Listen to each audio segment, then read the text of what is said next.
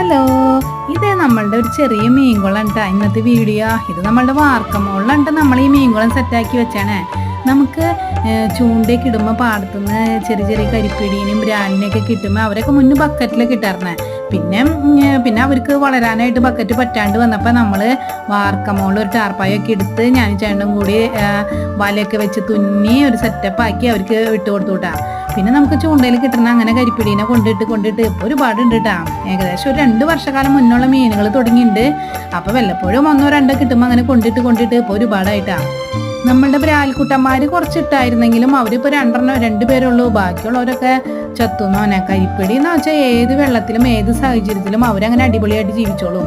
ഇപ്പം ഞാൻ തീറ്റി കിട്ടുകൊടുത്ത് കഴിയുമ്പോൾ കണ്ട അവർ അങ്ങോട്ടും ഇങ്ങോട്ടും ഓടി നടക്കുക, അങ്ങോട്ടും ഇങ്ങോട്ടും ഓടി നടക്കാനൊക്കെ ഉള്ള സ്ഥലമായി. ഇന്നലെ ഇപ്പം നമ്മൾ വെള്ളമൊക്കെ മാറ്റി കാരണം ഇപ്പം നല്ല ക്ലീനായി നല്ല പോലെ കാണുന്നുണ്ട് ഇവരെ. അപ്പോൾ അടുത്ത വീഡിയോ